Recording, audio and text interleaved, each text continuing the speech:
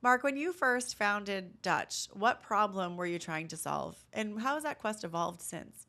To be honest, I found myself using the word really with a question mark a lot, looking at hormone tests that I knew had some analytical issues. But if I'm looking at, say, estrogen, for example, to have one marker that tells that story, I've got estradiol, it's this immunoassay, which the technology is like, it's okay, but it's not great. The sensitivity isn't quite good enough to really separate those hormone sufficient from hormone deficient groups. And so, just so many cases I would see a result and a case, and I just go, really? And so, moving to a urine based test, what I've really liked is when I want to know about estrogen, I've got 10 metabolites.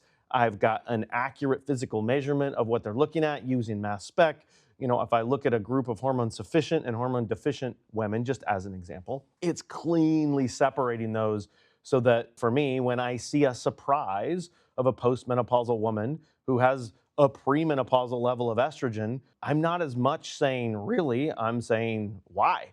And oh, turns out she's overweight and inflamed and has lots of androgens. And oh, okay, that actually makes sense. And then that story's confirmed. So I think I just consider myself like data greedy. And so for me, it was just clarity and wanting multiple ways to look at the same questions to where when you see an overlap between multiple ways to ask the same question, and then when you overlay the patient's story in terms of symptomatology and that sort of thing, and there's an alignment there, then you have a lot of confidence to say, okay, I really know what's going on here. And now we can talk about proper solutions. When you back that up and you say, hey, I'm 40% confident that this is your story, who wants to act on that? And so that's where I found myself often, whether it's estrogen or with cortisol, saying, I have the free cortisol story, but I know half of these people, their story's really different when you look at the metabolites, and I don't have them. That for me was a sort of a kind of a healthy greed for information on the individual level was the primary motivator behind us trying to develop something